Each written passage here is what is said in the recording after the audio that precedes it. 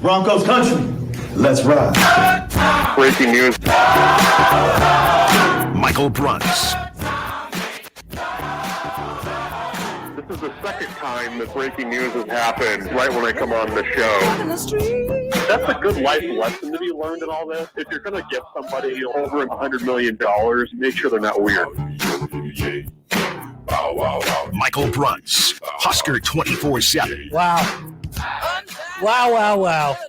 Breaking news, Bruntz lives up to his name yet again, as Nebraska has officially announced the hire of John Butler to their staff as the secondary coach. And look who's here to talk about it. Michael Bruntz of Husker 247. Hello, Michael. The Butler did it. Thank you. Thank you for that. That was good. Nice job. Thanks. I'm just workshopping here. Yeah. Nothing too serious. Yep. It's the off season. So breaking news yet again. We've had teams moving moving conferences. We've had the Queen dying, and now Nebraska's edition of John Butler. Yes. All. You want? Or we were like 2 away from like a pretty decent power ranking. Like a. Yeah, we could breaking news in tears. We could have Josh. We'd have Josh make a top 5 if we get a couple more going in here. So that'd be good.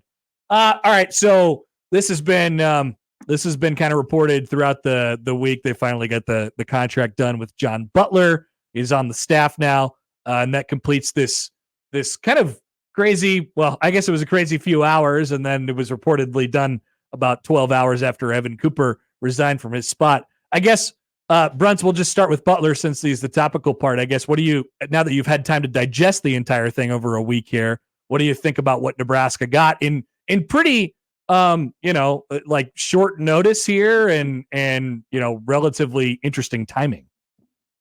Yeah, I mean, I don't even think you have to make the caveat of, that I've said it, but I mean, like they got a good coach, especially considering the circumstances. But I mean, like, the resume kind of stands on its own.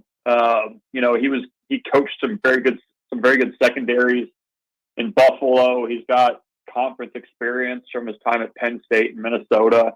I get asked about, how is he going to adjust to the 3-3-5? I mean, he's coached in enough systems and under enough different coordinators that I don't think that there's a lot of issue there. So, from what I've been told, a really fiery coach, a coach that players really like to play for.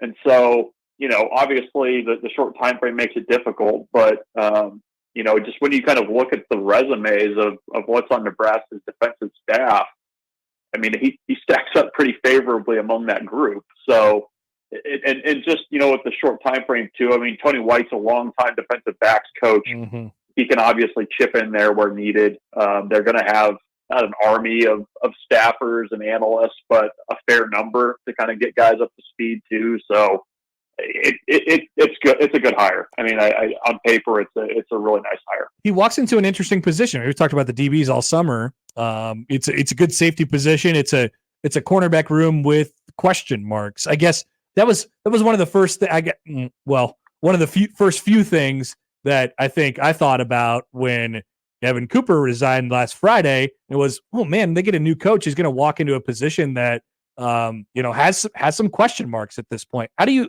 like that combo? Is interesting to me. I guess how do you kind of view it with a new guy coming into a spot that doesn't that does have some question marks? Yeah, I mean, you got to find a corner opposite of Tommy Hill. That's kind of the first job.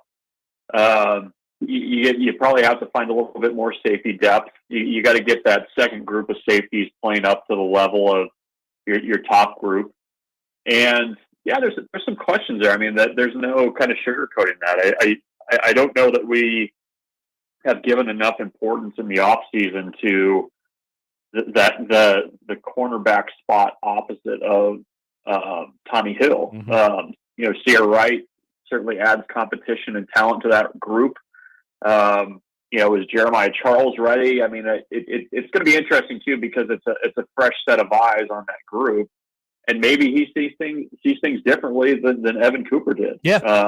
And that's going to be fascinating. I think they've always kind of recruited guys a little bit interchangeably between safety and corner, just when you kind of look at the way that they've kind of tried out some younger guys at each spot. So that's going to be interesting, is whether, he kind of views the players in that large group similarly to how Evan Cooper did. Because I think, as we've seen in Nebraska, I think sometimes defensive backs coaches view those positions very differently and kind of what they look for. Do you think that John Butler is Nebraska's next defensive coordinator? I think he's a really strong candidate. Yeah. I don't know that he necessarily had to take a job this year. I'm sure he was probably looking to, but I mean, I'm sure that was kind of part of the conversation was, everybody kind of knows what Tony White's situation is. I mean, he's going to be on top of some hot boards sooner than later, probably end of September with the way the hiring cycle goes nowadays. But, that's a consideration. I mean, I don't think that he would have come to Nebraska if there wasn't at least a conversation of or at least an awareness of what Nebraska's situation is. No doubt. I mean, that's why he was out. Part of it. That's why he wanted out of the previous place, or that's why he resigned from Buffalo. So I think it's relatively easy to connect the dots there. The thing is now, I mean, it's a really advantageous situation for Nebraska because he wants to do that, and Nebraska's got a defensive coordinator who, probably won't be around here for very long. He'll be a head coach somewhere, coming soon, and then you get a chance, if you're Matt Rule, to kind of evaluate how all of that goes this year and figure out what you want next. Like it's a pretty good spot for Nebraska to be in. Yeah, no, there's definitely time, and it's a higher outside of the rural tree. And they've done that a little bit, but I mean, there's probably going to be a little bit of figuring out how everybody works. And just kind of how the personalities mesh and stuff like that. So yeah, I mean, it's a tight time frame this summer, but at least you get this fall to kind of see how the pieces fit together, and kind of how he meshes with the rest of the coaching staff. Because I think that is an important part of it. Because there's certainly a Matt Rule way of doing things. Even Tony White, who was outside the circle of trust initially, kind of had to adjust to that. The trust tree and the nest. Yeah. Yes, the trust tree. Yes. How do you feel like Nebraska retools the other spot, and maybe the more important spot that Evan Cooper leaves open, or role that Evan Cooper leaves, which is the kind of identification of players and, being that kind of main lead personnel assistant, that it's actually on the full-time staff. Like, what do you think? That this all happens kind of behind the scenes and probably, doesn't get like publicly announced or anything like that, who's taking over these roles. But I guess, what do you think Nebraska does in that category to fill the role that Cooper leaves? I don't know. I mean, is a full-time assistant on staff right now ready to slide into that role? It's not even like a role, right? Yeah. It's like, it's just it's kind of thing. Matt Rule trust. Yeah. And, you look at, when you kind of dig into Evan Cooper's resume, I mean, he's been with Matt Rule at every stop in some kind of personnel role or some kind of evaluation type job. And that to me is kind of the piece that needs to be replaced somehow. And it's not like, okay, we need you to do this. It's like, who can identify talent well that fits with what Matt Rule is looking to do? With the ability to expand staffs now, he even talked about he'd like to add a guy that's just kind of like an ace recruiter type. And, there's somebody out there that could do that. It's just a matter of, is that an on-field job? Is it somebody in a back office looking over film? I think we've talked about it since Evan Cooper abruptly resigned, but I mean, that a lot of the guys that they're kind of excited about that are not diamonds in the rough, but guys that kind of had to be found. A lot of that finding was done by Evan Cooper, and a lot of the work that they did, before they even got to Nebraska, was Evan Cooper kind of laying that groundwork. So they're going to have to figure that out. I don't know who immediately slides in there, but I don't think that that's something that is just like an immediate, okay, this is our guy, like it's going to be somebody that kind of has to prove it over time. Michael Bruntz of Husker 247 with us. Nebraska also announced who they're bringing to media days today.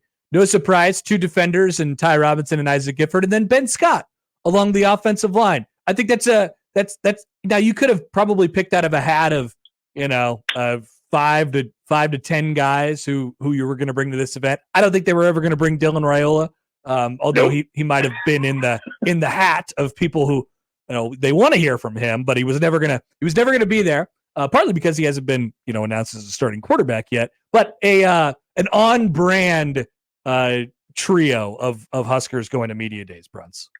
Yes, it's a steady trio.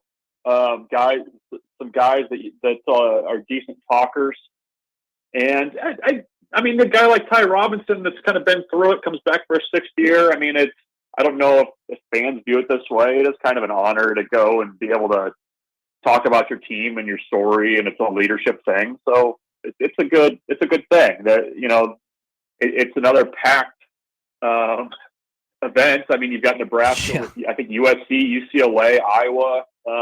So maybe the attention isn't going to be so much on Nebraska, just because of the new teams that are going to be there. But yeah, I mean, it's a fine group, and the one complaint is that this event is still in Indianapolis, not back at the Chicago Hilton. But we can't get everything we want, can we?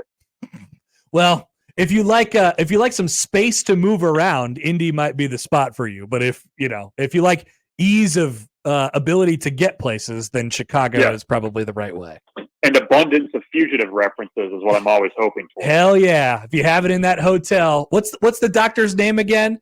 Richard Kimball. Dr. Richard Kimball, of course. Yes. I took many pictures. Richard is not well. I took pictures of the stage where he gave that speech that will live in my phone forever. Yeah. Yep. You don't get those. Yeah, so we're back to Indy. They need to do a movie at the Big Oil Drum in Indianapolis, and then we're back on track. I'm assuming they actually filled in the Olympic pool, right? Yeah, that's right. Yeah, I assume they just filled that in and then put media days sets and stuff like that on top of that. That probably is what they're doing. Just kind of on the pool deck there. They got everybody sitting around. Yeah, there you go. Diving board. Add the diving board this year. We got some West Coast flair. Why not? All right. Yep. Bruntz, should be fun, and we'll talk to you about it next week and then the week after and then all of that stuff. Talk to you later. And continue talking. Yep. Yeah, we'll talk forever. Michael Bruntz of Husker 247. We'll talk about media days, and then we'll have media days, and then we'll talk about what happened at media days, because that's July, baby. It's talking season. It indeed is talking season. Shedeur Sanders is talking. Wonder what he has to say. We can inform you on that. Also, there's a couple of college basketball things that I'd like to bring up. Yes, indeed. There was some NCAA level kind of news today, and a non-con series that should warm Creighton fans' hearts. Oh, coming up on 1620 The Zone.